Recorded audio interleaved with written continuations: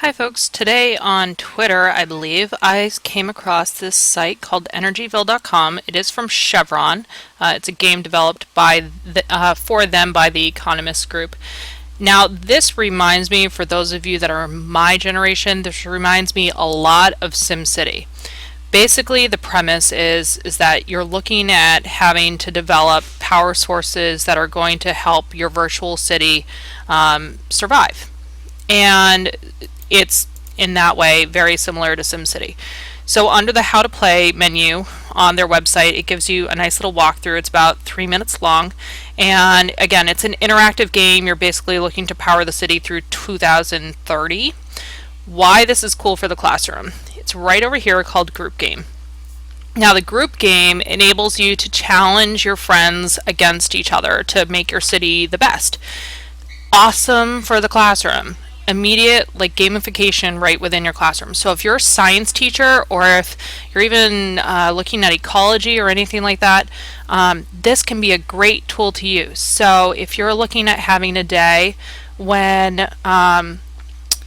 the students are having a little bit of downtime, or maybe you're wrapping up a lesson and there are students that are behind from others, you can create a group game. You can come in here, just give yourself a name, choose your organization type, and then give yourself a group name. So for example, your class name, and then make a group that all your students can play in. And then they can come in and challenge each other. So I'll come in here and make up my own group game.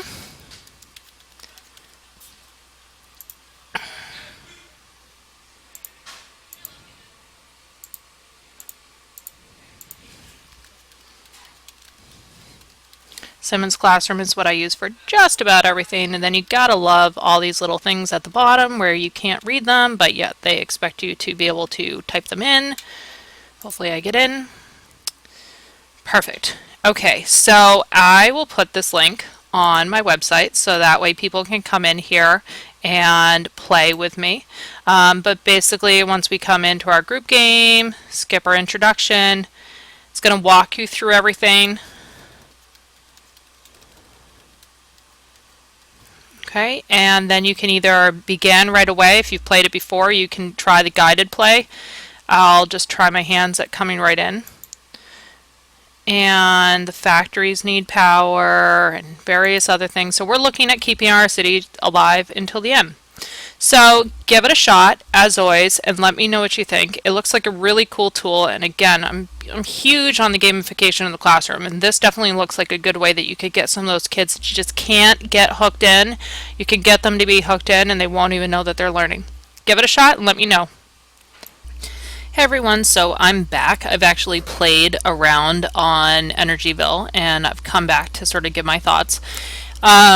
Looking at it, basically the idea is that you're looking at your energy management score down here, and so when you're playing a group game, each person as they play scores points in their energy management score, and you're looking at in the end tally of who's scoring the best. Again, they can play multiple times. They can keep on coming back in and see if they can do better. I actually really enjoyed it. There's a lot of information within this game that I wasn't necessarily expecting. And it's a great educational tool, not just for our kids, but also for us. I learned way more about energy sources just from playing this for a little bit than I thought. I thought I knew a lot, and I guess I didn't really.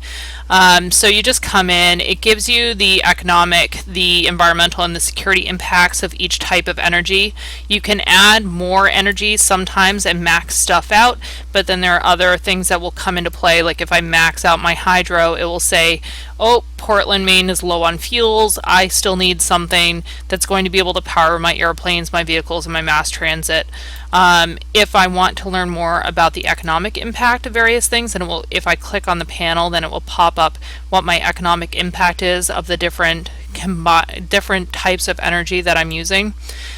And then if I click on the exclamation points in my map, then it will actually give me more information about what's going on. So my factories are not fully powered yet. I need to give them a lot more energy.